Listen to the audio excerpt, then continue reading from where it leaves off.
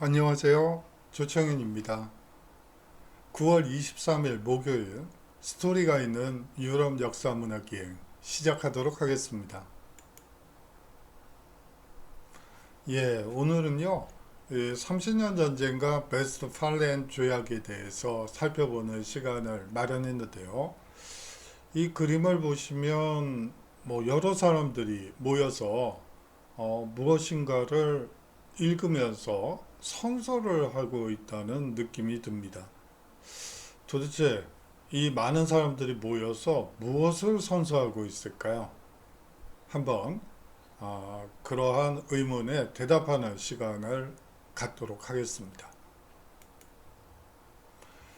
오늘 강의는요, 이 30년 전쟁의 원인과 전개 과정을 살펴보고요.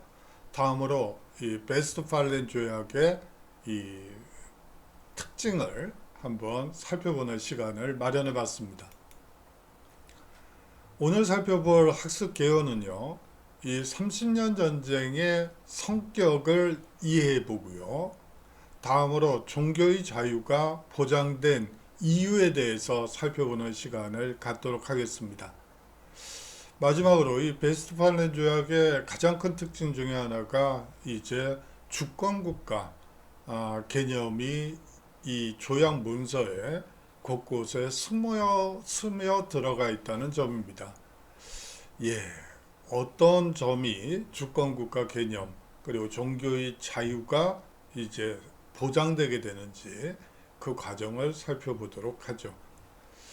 수업에 앞서서 한 가지 여러분들께 공지사항을 드리도록 하겠습니다. 이 수강 정정 기간 동안 수강 정정을 하신 분들이 제법 많더군요. 그래서 이제 1주차 강의부터 사실은 좀 들어주셨으면 하는데 제가 일주일밖에 개방을 하지 않았습니다. 그래서 생각을 해보니까 한번 듣도록 해야지 되고 또 거기에 이 레포트와 관련된 공지사항도 있기 때문에 여러분들이 한번 좀 들으셔야 될 것 같아서 1주와 2주차 강의는 개방하도록 하겠습니다. 여러분들이 들어와 주셔서 그 LMS로 들어주시면 될 것 같습니다.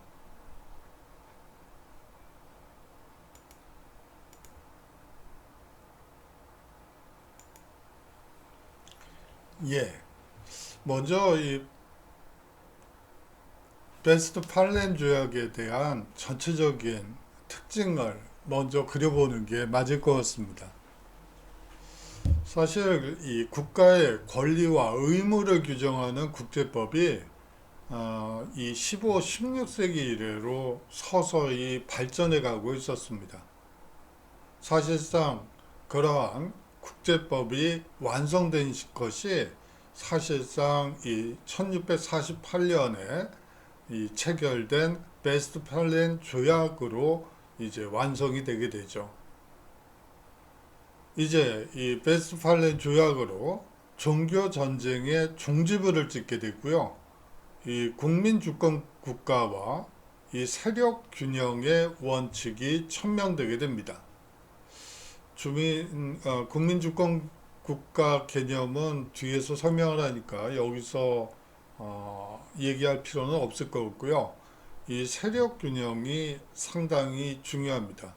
이 유럽사에서 그리고 유럽 문화를 이해할 때 항상 마주치는 단어 중에 하나가 이 세력 균형이죠. 사실상 이 세력 균형에서 핵심은 대륙 세력과 해양 세력입니다. 혹은 대륙 세력들 내에서 한 국가가 너무 큰 힘을 차지하게 되는 것을 견제하는 것이다 라고 여러분들이 이해하시면 될 것 같아요. 이 30년 전쟁은요, 주로 독일 땅에서 벌어진 참혹한 국제전이 30년 이 전쟁이라고 볼 수가 있습니다. 이 30년 전쟁의 전쟁터는 바로 독일이었죠.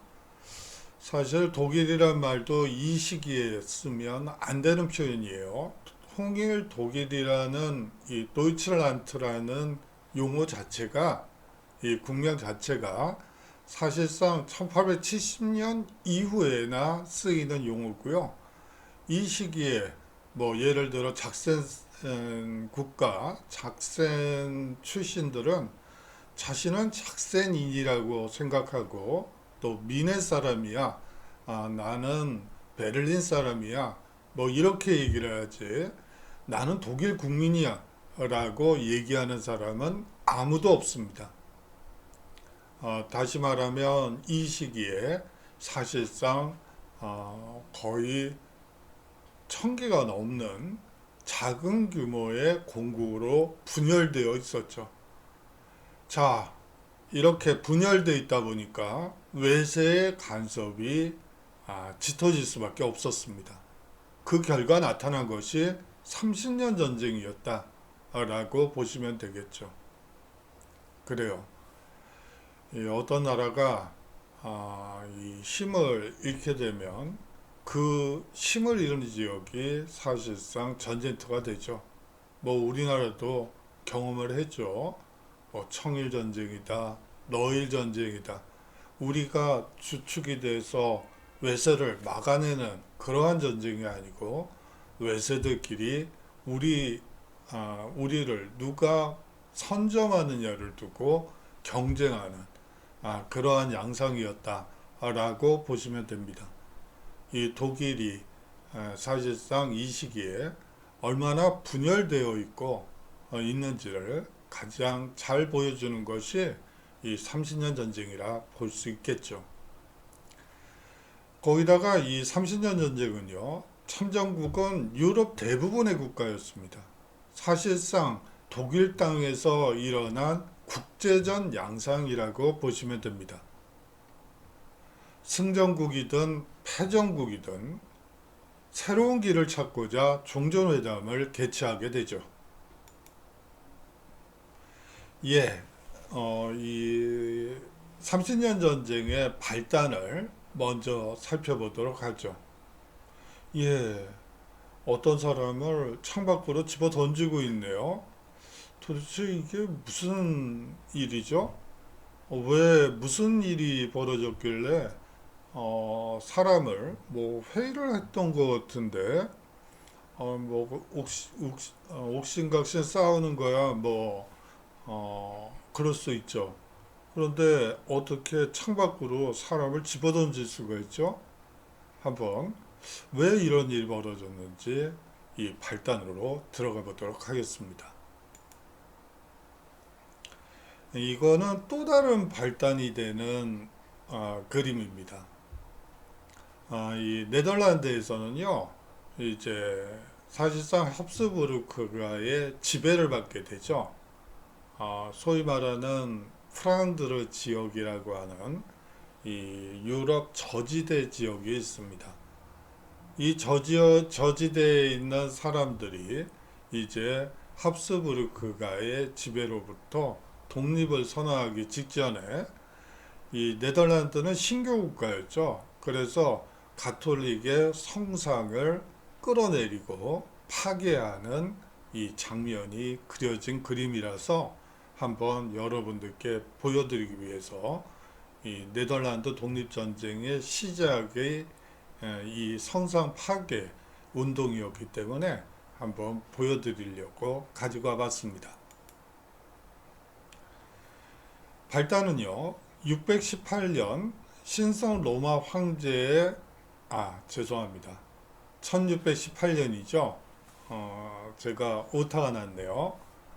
1618년 신성 로마 황제의 신교 탄압 정책에 반발한 보헤미아의 신교도들이 이 라트신 궁전에서 가톨릭 참사위원들을 창밖으로 내던져 버린 사건이 발단입니다. 이 어떤 정책을 놓고 가톨릭 참사원과 이 기독교, 개신교 참사원들 사이에 논쟁이 벌어지게 되는데요. 그 논쟁에서 이 기독교 신교도들이 가톨릭 참사위원들을 이제 창밖으로 내던져 버린 사건이 발생해요. 근데 다행히도 이 사건으로 인해서 다친 사람은 없었어요. 하지만 이것이 불러일으킨 반향은 상당히 컸습니다. 아울러서 1566년 네덜란드의 신교도들이 가톨릭 교회들을 습격해서 방화와 파괴를 자행한 사건이 발생하게 됩니다. 바로 이 사건으로 네덜란드 독립전쟁이 발발하게 되죠. 베스트팔렌 조약은 30년 전쟁의 참가국이기도 했던 이 네덜란드의 독립을 승인하는 조약이기도 했기 때문에 이 80년 전쟁이다 라고 말하는 사람도 있습니다. 이렇게 되면 유럽 전역이 사실상 전쟁터였다 이렇게 볼 수가 있는데요. 하지만 30년 전쟁을 놓고 보자면 사실상 독일 땅에서 일어난 전쟁이라고 볼 수가 있습니다. 예, 이 30년 전쟁의 원인은 종교였습니다. 16세기 초 종교 개혁 과정의 전쟁은 아우구스부르크 종교 화의로 종결되게 됩니다. 예, 아우구스부르크 종교 화의를 통해서 이 루터파와 가톨릭 간의 종교 전쟁은 끝이 나게 되죠. 근데 여기에 이제 칼뱅파다, 츠빙글리파다, 뭐 침례교파다 여러 개신교의 분파가 있게 되는데요. 이제 이 시기에 동시대에 나오게 됩니다. 근데 아우구스부르크 종교화에서는 어디까지나 루터파에 대한 관용이 나타나게 되지만 나타나게 되면서 다른 교파에 대한 인정은 이루어지지 않게 됩니다. 그렇게 되면서 이제 소위 말하는 종교적 갈등 시대로 접어들게 됐다고 보시면 됩니다. 국가 지배자의 종교를 모든 백성이 따르도록 규정한 것이 아우구스부르크 종교 화의였죠. 예, 국가 지도자의 종교를 모든 백성이 따르도록 규정한다. 예, 개인이 종교를 선택하는 것이 아니고 영주가 루터파냐 아니면 가톨릭이냐에 따라서 뭐 예를 들어서 어떤 사람이 루터파를 믿는다고 하더라도 영주가 사실상 가톨릭이면 이 모든 그 농노들은 당연히 이 가톨릭으로 이 개종을 해야지 됐습니다. 이러한 것들이 갈등의 여지를 많이 만들게 되는 것이죠. 거기다가 루터파 이외의 종교는 인정하지 않았죠. 칼뱅파를 비롯한 다른 교파의 반발이 만만치 않았습니다. 서로를 악마의 종들로 여기고 거리낌 없이 사륙을 저지르는 종교의 이름으로 사륙을 저지르는 종교 전쟁의 시대로 접어들게 된 것이죠. 예, 이 그림을 가지고 올까 말까 고민이 많았습니다. 워낙 잔혹한 그림이죠. 이게 도대체 뭔지, 어떻게 종교의 이름을 앞세워서 이런 일들이 벌어질 수 있는지 정말 이해가 안 가는 그런 그림이기 때문에 이거를 가져올까 말까 많이 고민을 했어요. 그런데 뭐 있는 그대로 여러분들께 여과없이 보여드리는 것이 좋을 것 같아서 좋은 종교전쟁이라는 미명하에 그리고 명분을 앞세운 전쟁이 가지고 있는 이 참담함을 한번 여러분들이 느끼셨으면 해서 이 십자가가 무슨 의미가 있겠습니까? 사실 예, 뭐 그래서 한번 가지고 와봤습니다. 하지만 이 30년 전쟁의 또 다른 특징 중에 하나는 사실상 국익입니다. 신성 로마 황제 스스로는 교회의 수호자라는 중세 이래의 이 정치적 역할을 내세웠죠. 그렇게 하면서 신교를 믿는 지역과 지역 영주를 탄압하며 이 황제권 강화를 시도했습니다. 황제의 직접 간섭을 못마땅하게 여겼던 지방분권의 통치자 입장에서 이 종교전쟁은 황제권에 대해 저항할 수 있는 좋은 계기가 되었죠. 예, 사실상 이 신성 로마 제국 황제는 허울뿐인 교회의 수장이었고요. 교회의 수호자였고요. 사실상 국가의 이익을 위해 이 신교를 믿는 지역과 지역 영주를 탄압하며 그들의 땅을 뺏고 그곳에 황제권이 미칠 수 있게끔 시도한 것이라고 볼 수가 있습니다. 그렇기 때문에 사실상 이 국익에 앞선 전쟁이라고 볼 수 있겠죠. 이 원인 중에 요 근래에 많이 나오는 연구 성과들은 이 기후변화라는 측면을 강조하고 있습니다. 우리가 보통 지구 온난화를 얘기합니다만 사실 지구는 일정 정도 온도를 유지하기 위해서 지구를 온난화시키기도 하고 한냉화시키기도 합니다. 물론 지구 온난화가 됐던 지구 한냉화가 됐던 사실상 여러분들께 이거를 소빙하기라고 그대로 학계에서 나오는 대로 써볼까. 근데 소빙하기라는 말을 들었을 때 여러분들이 빙하가 그럼 유럽 대륙을 덮었나?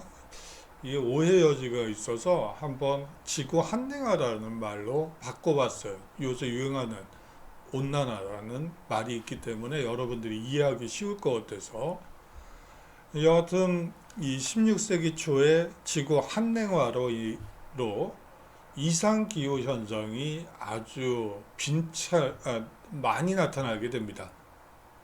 그에 따라서 아사자와 동사자가 속출하게 되죠. 지구 한냉화로 인해서 사실상 지구의 온도가 매년 10년에 1, 2도씩 떨어지게 됩니다. 그렇게 되면서 이상기후, 예를 들어서 갑자기 추위가 일찍 온다든지, 그렇게 되면서 작황이 나빠지게 되죠. 그렇게 되면서 다시 말하면 굶어 죽는 사람들도 많아지고요. 동사자, 얼어 죽는 사람도 늘어나게 됩니다. 이렇게 되면서 유럽 전체가 불안과 빈곤의 늪에 빠지게 되죠. 전쟁으로 남의 것을 빼앗아 4배를 채우자는 식의 사고방식도 만연하게 됩니다. 이 시기는 아직 중세 시기의 끝 무렵이기 때문에 이 중세 시기의 전쟁 중에 가장 큰 특징 중에 하나가 이 전쟁으로 남의 것을 빼앗아서 4배를 채우는 어떻게 보면 이 먹고 사는 문제를 해결하기 위한 통치자들의 이 전쟁이 만연했던 시기죠. 거기다가 군주들은 승리를 담보로 군비를 은행으로부터 빌려서 전쟁을 하고 이웃 국가를 침략해서 어떻게든 그 승리를 거둬서 이 빚진 것을 전쟁을 통해서 갚으려고 하는 이 전쟁 사업도 이 시기의 특징 중에 하나입니다. 초기 전선을 살펴보면요. 이 합스부르크가를 대표하는 스페인과 신성 로마 제국이 한 팀이고요. 여기에 교황령이 하나 들어가야 될 것 같습니다. 그 다음으로 네덜란드, 덴마크, 스웨덴, 프랑스입니다. 여기서 여러분들이 좀 의아한 생각이 드실 거예요. 네덜란드, 덴마크, 스웨덴은 개신교 국가니까 그렇다 치지만 프랑스는 사실상 구교도 국가, 가톨릭 국가 아닌가요? 예, 맞습니다. 하지만 이 종교전쟁, 30년 전쟁 기간 동안 프랑스는 신교 편에서 전쟁을 하게 됩니다. 다시 말하면 이 시기, 이 30년 전쟁부터 이 종교의 명분보다는 허울뿐인 종교의 명분보다는 국익이 무엇보다 강조되고 있다는 것을 여러분들이 느끼시면 될 것 같아요. 보헤미아의 신교도들이 반란을 일으키고 이를 보헤미아 출신의 신성 로마 제국 황제가 무력 진압하게 됩니다. 스페인은 같은 합스부르크 가문이라는 인연으로 당연히 황제 편에 서게 되죠. 네덜란드는요, 이 합스부르크가인 스페인과 독립전쟁 중이었으므로 당연히 반황제 전선에 가담하게 됩니다. 덴마크와 스웨덴은 이 신교 국가이면서 동시에 독일의 팽창을 염려했기 때문에 반황제 전선에 가담하게 되죠.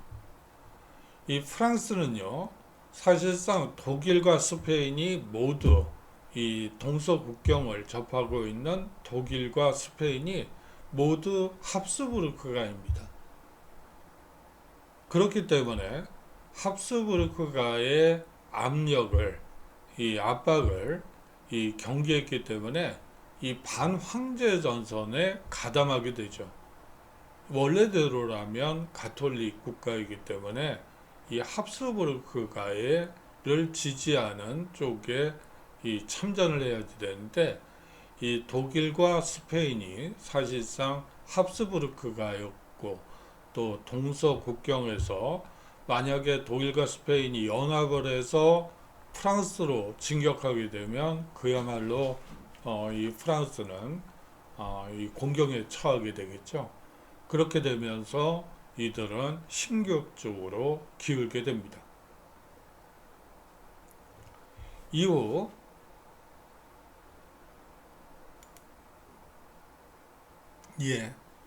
프랑스의 참전을 살펴보도록 하죠. 구교와 신교의 대결이라는 종교전쟁의 양상이 많이 퇴색한 시점에 이 프랑스는 참전하게 됩니다. 1628년에 신성 로마 황제 페르디난트 2세가 이탈리아의 영토 분쟁에 개입해서 로마 교황과 적대 관계로 돌변하게 됩니다. 가톨릭을 수호하겠다고 전쟁을 켜놓고는 이 교황과 척을 두게 되는 것이죠. 그렇게 되면서 이것이 이게 종교전쟁인가? 뭔가? 그러니까 황제가 교황 편인가? 아닌가? 뭐 이러한 부분에 대한 이제 설왕설래가 나오게 되죠.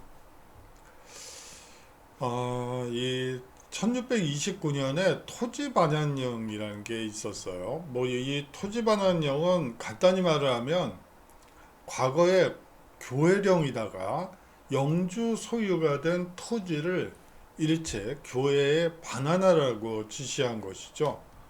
다시 말하면 이 신성 로마 제국 황제의 관할권 하에 두기 위해서 교회에 반환하라고 이 가지고 있는 땅을 내놓으라고 요구했던 것입니다. 이렇게 되면서 가톨릭 영주들까지도 반발하여 황제에게 맞서는 계기가 되죠. 종교 전쟁의 틀을 벗어나 황제파와 반황제파의 영토 분쟁으로 진화하게 됩니다.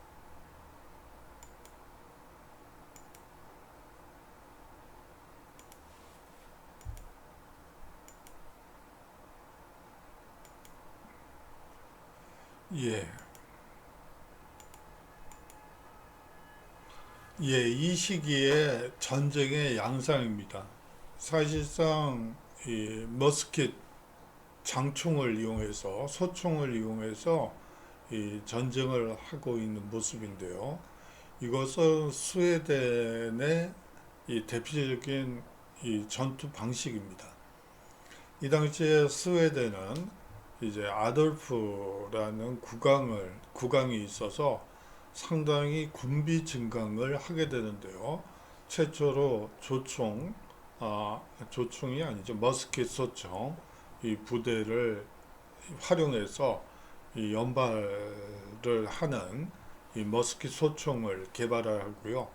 그것을 통해서 전쟁에서 승리하게 됩니다. 예, 전황은요. 사실상 이 황제파가 초반엔 승세를 굳히게 됩니다. 하지만 이 승리에 도취해 가지고 이 자충수를 계속 두게 되죠. 아까 봤던 교황과도 싸우고 이 기존에 이 소유권을 가지고 있던 이 영주의 땅을 과거 교회 땅이니까 내놔라 뭐 이런 자충수를 두면서 사실상 황제파가 이후 내내 밀리게 됩니다.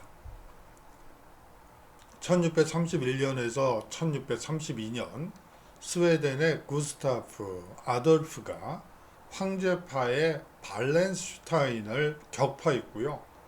1635년에는 프랑스가 본격적으로 참전하면서 내내 밀리게 됩니다. 1637년 프랑스는 네덜란드와 동맹을 맺고 반행제파의 중심국으로 부상하게 되죠.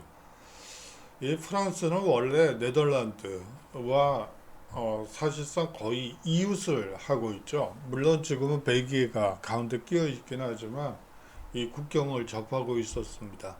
그렇기 때문에 이 네덜란드도 적국이었죠. 이 사실상 국경을 접하고 있었기 때문에 그래서 이 1635년 기간 동안에는 사실상 네덜란드와 프랑스는 30년 전쟁터에서 서로 교전을 했어요. 프랑스는 이 신교국을 지원했음에도 불구하고 네덜란드와 전쟁을 하는 아주 이상한 전쟁 양상이 벌어집니다. 그러는 것이 1637년에 프랑스가 이 네덜란드와 동맹을 맺게 되고 그렇게 되면서 이 반황제파의 중심국으로 부상하게 되죠. 1640년에는 포르투갈이 이 스페인에서 분리 독립하게 됩니다. 스페인은 이 네덜란드와의 전쟁에서조차 패색이 짙어져서 사실상 황제를 도울 여력이 없었죠. 황제는 이 평화조약을 체결하여 전쟁을 마무리할 수밖에 없었습니다. 예, 사실상 이 군인들이 이 독일 농가를 약탈하는 모습입니다. 노략질이라고 우리가 얘기를 하죠.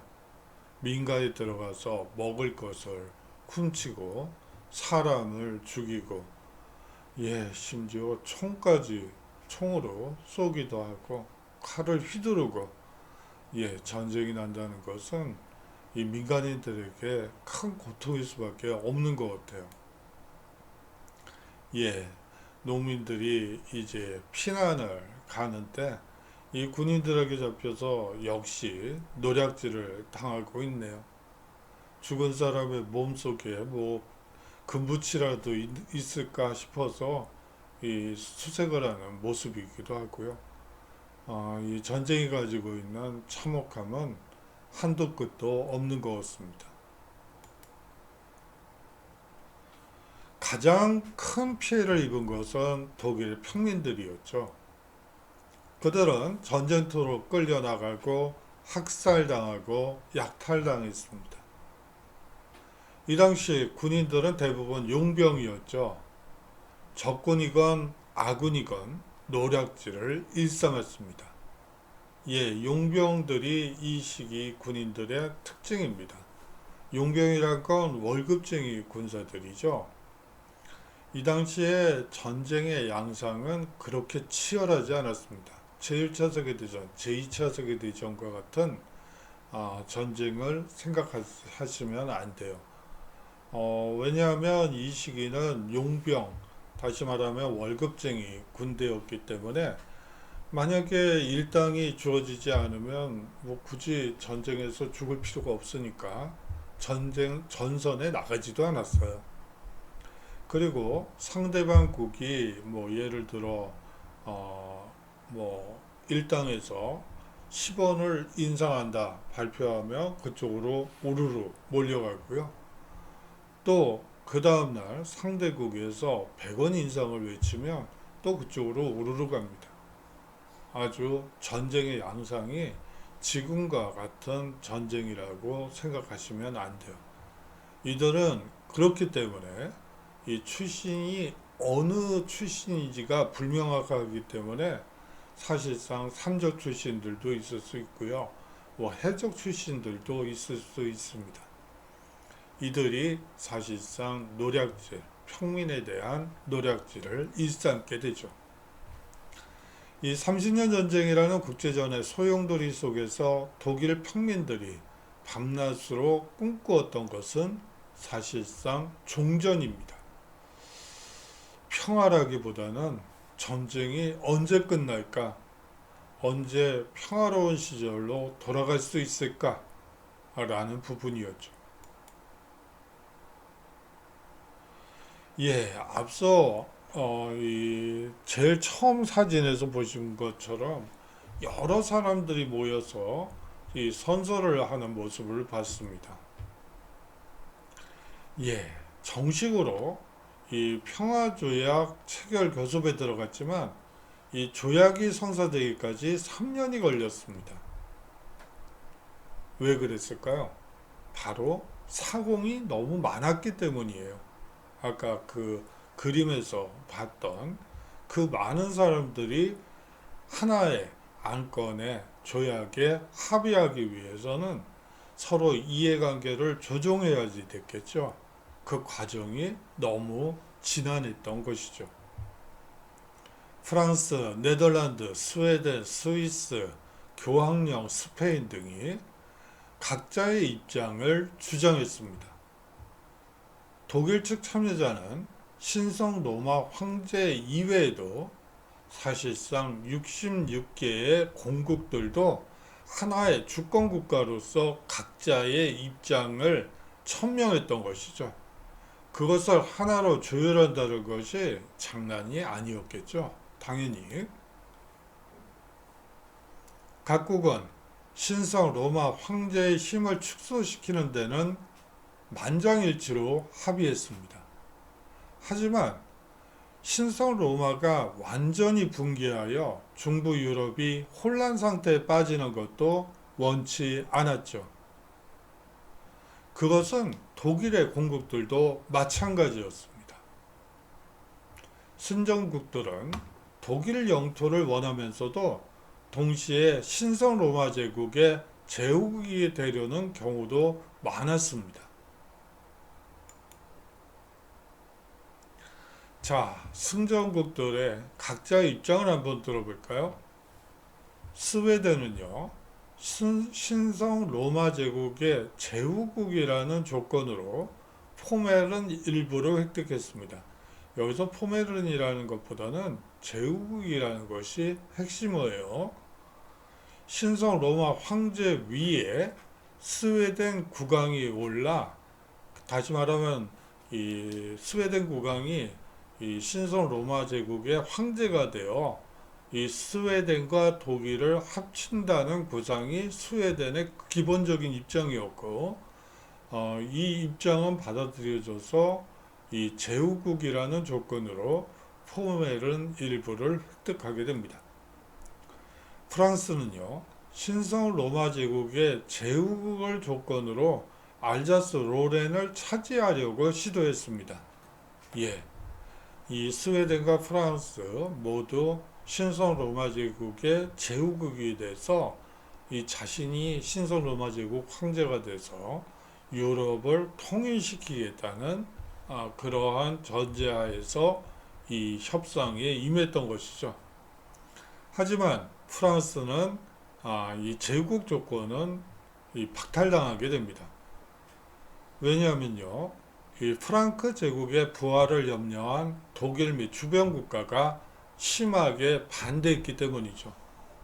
결국 알자스 로렌만 획득하는 것으로 결정되게 됩니다. 제국이라는 조건은 빼고 그냥 이 알자스 로렌만 획득하게 되는 것이죠. 네덜란드는요, 네덜란드 7개주는 이 독립의 조건을 놓고 서로 의견이 갈려 이 2개주는 이 끝내 조약 체결에 불참하게 되고요. 이 네덜란드가 독립하게 됩니다. 이 독립을 반대했던 이 2개주는 1839년 벨기에로 분리 독립하게 되죠. 뭐 그것까지 얘기를 하게 되면 너무 시간이 소요될 것 같아서 이 벨기에라는 이 네덜란드 안에 벨기에라는 곳이 있었고 이 벨기에라는 곳은 기본적으로 가톨릭 국가였고 프랑스와 친했구나. 그러니까 네덜란드와 벨기에는 같은 배를 타기는 어려웠겠구나. 그래서 그 갈등이 계속되었고 결국 1839년에 벨기에가 독립하는 것으로 끝났구나 라고 이해하시면 될 것 같습니다. 이게 민스터 시청의 모습입니다. 고딩 양식의 시청인데요. 시청이 이 성당을 원래 이곳은 성당이었다가 시청으로 바뀌게 되죠. 자, 여러분들은 당연히 이런 생각이 들 거예요. 앞서 민스터라고 얘기를 했어요. 그리고 이 가톨릭 국가들은 민스터에서는 개신교 국가들이 모이고 이 오스나브리크는 사실상 가톨릭 국가들이 이 협상과 조약이 이루어진 곳입니다. 그러면 민스터 조약, 오스나브르크 조약 이렇게 얘기하는 거 아닌가요? 라고 생각하실 수 있을 것 같아요. 그렇다면 왜 이 베스트팔렌이라 조약이라고 부를까요? 이 조약 자체는 종교 전쟁에서 비롯되었다는 점을 강조하듯 이 가톨릭 참전국들은 가톨릭 도시인 오스나브리크에서 그리고 프랑스, 네덜란드 등 개신교 참전국들은 개신교 도시인 민스터에서 각각 황제와 이 종전 조약을 체결하게 됩니다. 날짜는 확인해 보시고요. 두 조약은 상호 보완적이었고요. 두 도시 모두 이 독일의 베스트팔렌에 있었기 때문에 이를 합쳐 베스트팔렌 조약이라고 하는 것입니다. 앞서 이 사실상 신성 로마 제국 황제 이 조약 당사자들만 100개국이 넘는다고 보시면 될 것 같아요. 그 많은 사람들이 합의를 이루기 위해서 3년의 세월은 그렇게 긴 것 같지는 않습니다. 하지만 빨리 전쟁을 종식시켜야 된다는 회담 분위기가 3년 내에 그 많은 사공들이 자신의 이익을 위해서 이전 투구를 벌였지만 이 베스트팔렌이라는 조약이라는 이 대어를 낳게 되죠. 이 베스트팔렌 조약에서 가장 큰 특징은 종교 선택의 자유입니다. 1555년 각 지역 주민의 신앙은 지역 통치자의 신앙에 따른다는 이 아우구스트 부르크 종교 화의 원칙을 이 베스트팔렌 조약에서도 재확인하게 됩니다. 한 가지 차이가 있다면 관용의 대상에 칼뱅파가 추가되었다는 것이 차이라면 차이입니다. 개신교가 비로소 유럽에서 인정받으며 종교전쟁의 불씨가 사라진 조약이라고 볼 수가 있겠죠. 1627년 이전에 다른 신앙을 이 부칙 중에 이런 표현이 있어요. 자, 이렇게 되면 아우구스부르크 종교화의 원칙을 재확인한다. 그러면 결국은 통치자의 신앙에 따라서 각 지역 주민들 신앙이 결정되는구나. 이렇게 생각하실 수도 있습니다. 그런데 이 단 조건이 있죠. 1627년 이전에 다른 신앙을 갖기 시작한 사람은 설령 거주 지역의 통치자와 다른 신앙이더라도 자신의 신앙을 가질 수 있고 자녀에게 자신의 신앙을 가르칠 수도 있고요. 자신과 같은 신앙의 통치자가 다스리는 지역으로 이주하고 싶다면 자유롭게 그리할 수 있다는 규정도 있습니다. 예, 거주 이전의 자유도 보장해주고 종교 선택의 자유도 보장해주는 것이 이 베스트팔렌 조약의 핵심이라고 볼 수 있겠죠. 아울러서 이 주권국가의 개념이 이 베스트팔렌 조약을 통해서 천명되게 됩니다.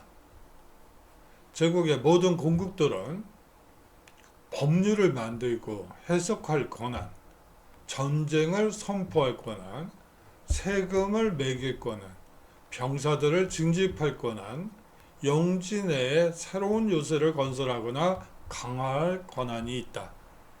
자, 여기서 말하는 제국의 모든 공국들은 신선 로마 제국의 여러 공국들이죠.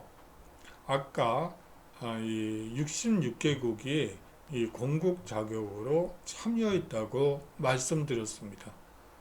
예, 다시 말하면 독일의 66개의 주권국가, 이 신성 로마 제국까지 하면 67개의 이 주권국가가 나타나게 됐다라고 여러분들이 보시면 될 것 같아요.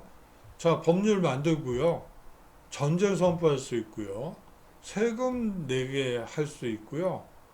병사 징집권도 있고요. 요새를 만들거나 군수권도 가지고 있네요. 거기다가 조약 체결권도 가지게 됩니다. 야, 그러면 국가죠. 이 지금 주권 국가와 하등 다를 게 없는 하나의 국가로 자리매김되게 됩니다.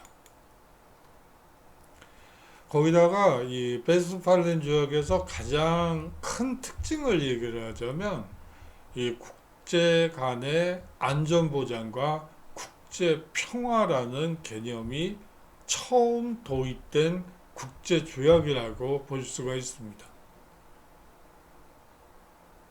예, 이 조약에 서명한 당사자들은 이렇게 되고요. 자, 피해를 당했으면 보복을 하지 말고 이 중재에 호소하고 그것도 안 되면 재판 절차를 밟으면 되지 않겠느냐. 만약에 3년의 조정 기간에 걸쳐도 보상되지 않으면 이 서명한 당사자들은 이 조약, 베스트팔렌 조약에 서명한 당사자들은 하나로 뭉쳐서 피해자의 편에 서서 가해자에게 보복해야 한다고 주장합니다. 예, 이 국제 안전 보장 그리고 국제 평화를 위한 규약이라고 볼 수가 있는데 현실적으로 이 조약 내용은 사문화죠. 사문화되죠. 그렇지만 선언됐다는 것도 나름의 의미가 있죠. 나중에 국제연맹이라든지 국제연합, EU 등이 이러한 정신에서 바탕을 두고 나타난 이 안전보장과 국제평화기구라고 볼 수가 있습니다. 예, 베스트팔렌 조약의 영향을 살펴보도록 하죠. 이 베스트팔렌 조약이 유럽에 미친 직접적 영향은 사실상 독일, 더 구체적으로는 신성 로마 제국과 스페인의 몰락입니다. 다시 말하면 합스부르크가의 몰락이라고 볼 수가 있겠죠. 하지만 절대 왕정에 기초한 중앙집권적 국민국가를 형성한 프랑스, 스웨덴이 약진하게 됩니다. 뭐 한 가지를 더 추가하자면 이제 소위 말하는 프로이센이 역사에 이 독일에서 상당히 비중 있는 국가로 자리매김 된다는 점도 말씀드리고 싶네요. 자, 신성 로마 제국은요. 뭐 여러분들이 한번 읽어보세요. 여러분들이 한번 읽어보시면 아시겠지만 사실상 이 신성 로마 제국은 오스트리아로 영토가 축소돼 버립니다. 이 독일 각 지역은 신성 로마 제국의 영유권 하에 있던 이 독일, 지금의 독일 전 지역은 이 66개에 이르는 공국으로 나누어지게 되고요. 분열이 되게 되고 신성 로마 제국은 오스트리아로 축소되게 됩니다. 이 프랑스는요, 이 루이 14세 치하에서 스페인의 합스부르크 왕조를 끊고 이 사실상 부르봉 왕조를 세우게 되면서 이 유럽 최고의 패권 국가로 이 시기에 등장하게 되죠. 예, 앞서 스페인과 신성 로마 제국은 합스부르크 왕조라고 했었는데 이들이 이제 단절이 되면서 사실상 스페인은 부르봉 왕조가 차지하게 됩니다. 스웨덴은요, 북유럽의 패자가 됩니다. 곧 무리한 군국주의 발전 시도로 한계에 부딪히게 되고 그뿐만이 아니고 이 북방전쟁이라고 해서 러시아와 스웨덴의 전쟁이 계속되면서 사실상 러시아가 북방전쟁에서 승리하게 되면서 이제 나중에 중위권 국가로 전락하지만 이 시기에 스웨덴은 사실상 북유럽의 이 동유럽의 패제라고 볼 수가 있습니다. 네덜란드는요, 영원하던 독립을 성취하게 됩니다.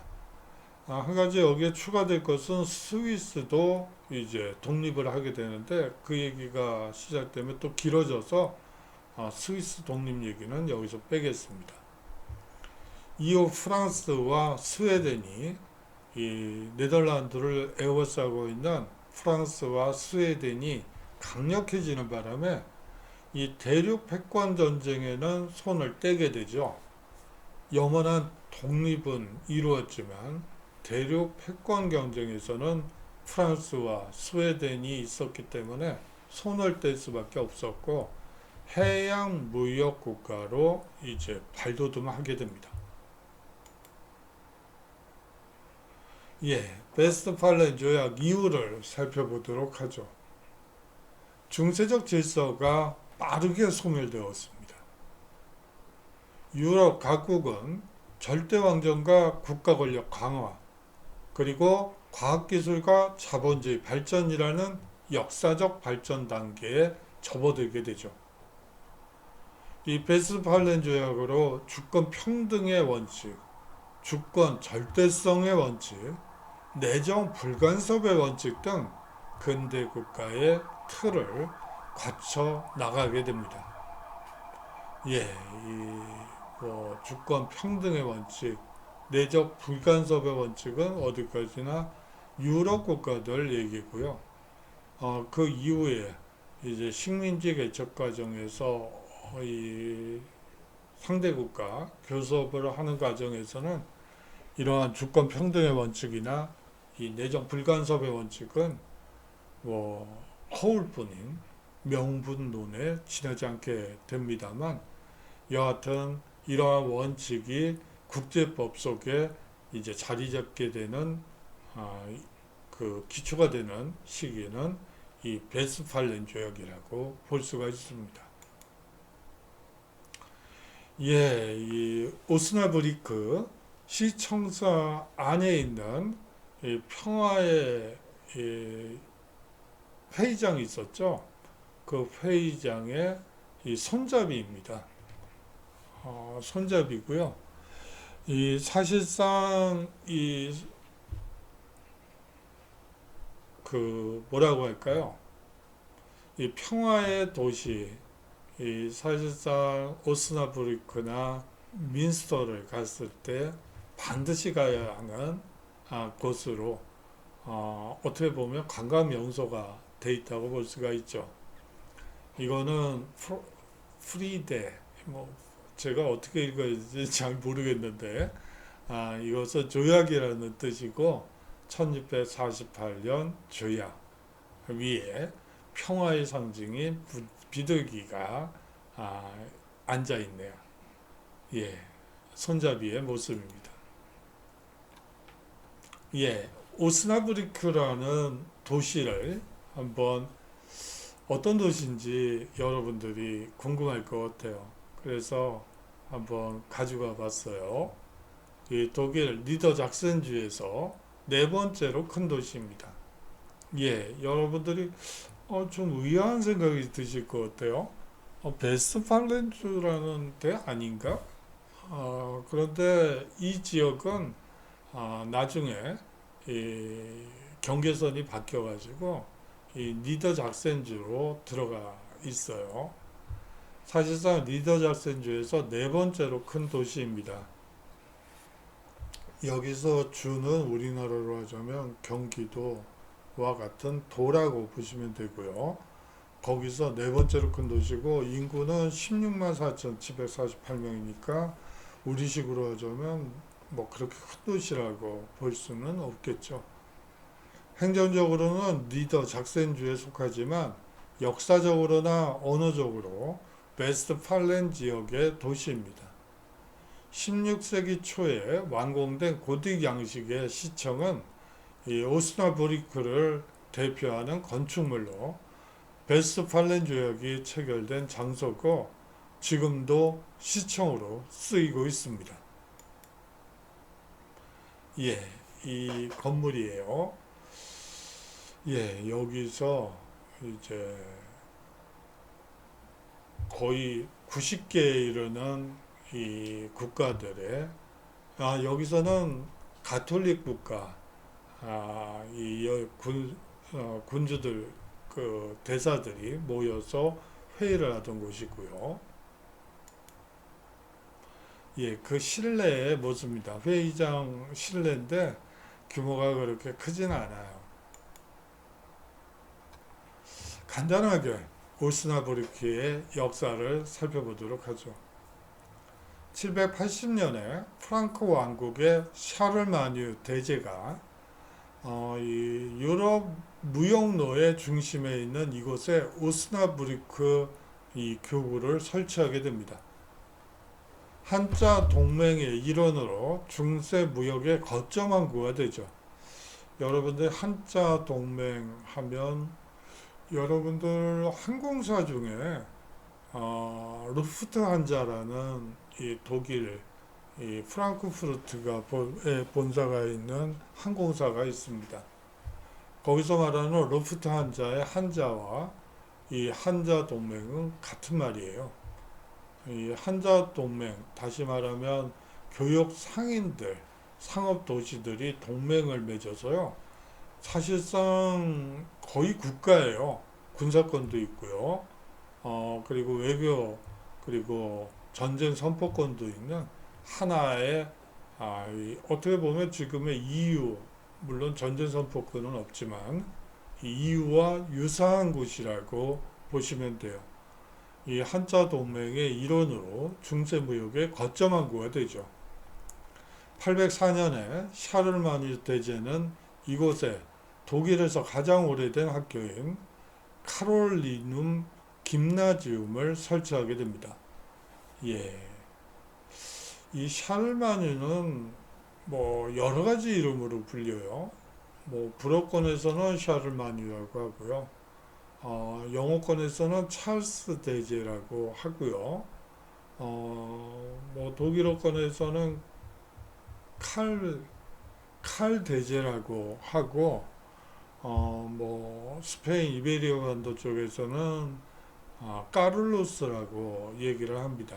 까를로스 대제라고 얘기를 하는데 여러분들이 서양이나 유럽과 관련된 간단한 역사를 할 때 뭐 샤를마니, 칼, 찰스, 카를로스 뭐 이렇게 나오면 다른 사람으로 생각할 수도 있을 것 같아요.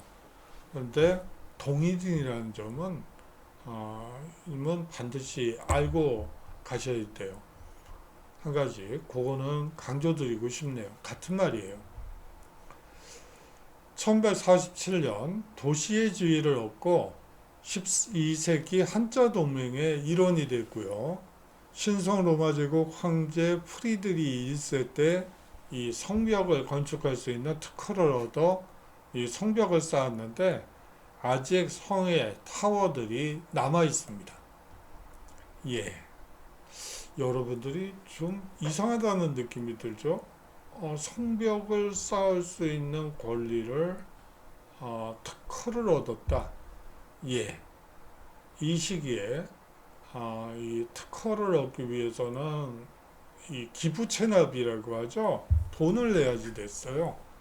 이 국왕들이나 황제가 이 돈을 벌기 위한 세금을 부과할 수 있는 이 어떻게 보면 공돈이라는 표현은 좀 그렇고 여하튼 황제가 부수입을 얻을 수 있는 것 중에 하나가 저 도시로 만들어 주세요. 그러면 도시 특허장을 발행해 줍니다. 그걸 위해서는 막대한 이 돈이 이 국고로 들어오게 되죠. 뭐 이런 식으로 해서 이 성벽을 쌓는다거나 뭐 도시를 만든다거나 이 뭐 길들을 세운다든지 뭐 이럴 때 이 사실상 특허를 발행해서 이 막대한 이 통치 자금을 모으게 되죠. 예, 그렇고요. 그러던 것이 오스나브리크에서 종교개혁, 30년 전쟁, 마녀사냥 등으로 사회혼란이 계속되게 되죠. 1648년 베스트팔렌 조약으로 도시는 종교의 자유를 얻었고 가톨릭 주교와 루터 교회 주교에 의해 번갈아가며 통치를 받았습니다. 예, 그렇기 때문에 이 평화의 도시로 이 오스나브리크는 유명할 수밖에 없죠. 통치자를 매해 이 가톨릭 주교와 루터교 주교가 번갈아가며 통치를 했기 때문입니다. 민스터에 대해서도 한번 간단히 살펴보죠. 각국은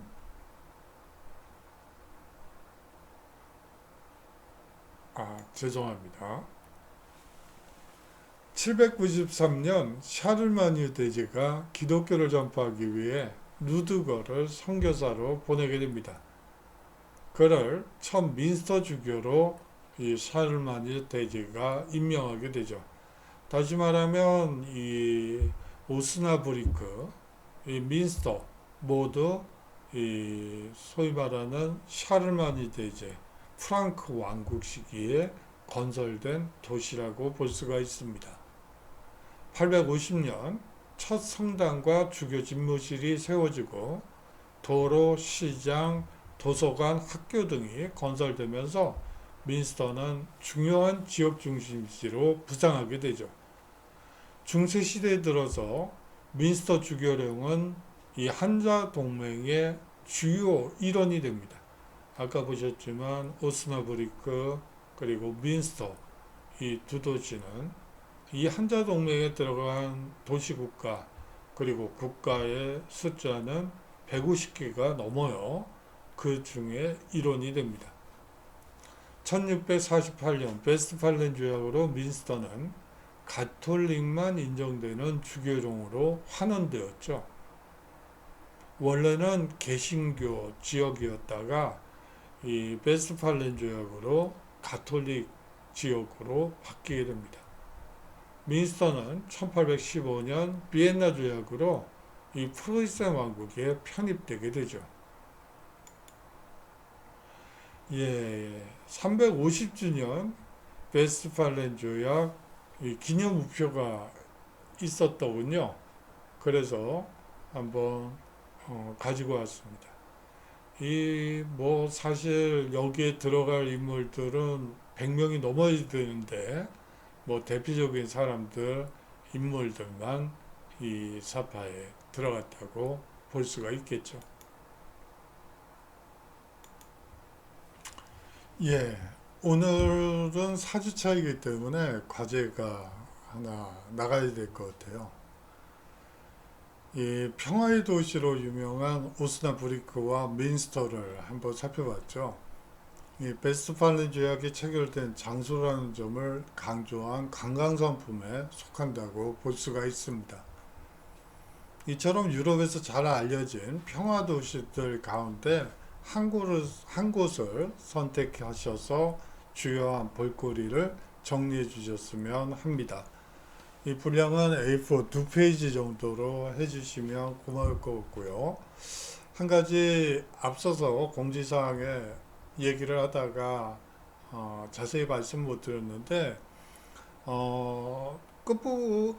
이 오리엔테이션 강의 때 제가 레포트를 낸 적이 있어요. 그런데 수강 신청 변경하신 분들은 그거를 못 봤을 확률이 있어서 수업을 오리엔테이션을 반드시 들어주시고 레포트를 제출해 주십사 부탁드리고 싶습니다. 자, 장시간 수업 들어주시느라고 수고 많으셨고요. 다음 주 수업은 비엔나로 가는데 너무 좀 딱딱한 얘기들을 한 것 같아요. 그래서 비엔나부터는 좀 더 볼거리 위주로 여러분들이 한번 여행을 다니면서 요새 여행이 좀 어렵긴 하지만 곧 이제 풀리게 되겠죠. 뭐 코로나가 영구히 계속되지는 않겠죠. 뭐 인간의 기술은 얼마든지 극복할 수 있다고 보고요.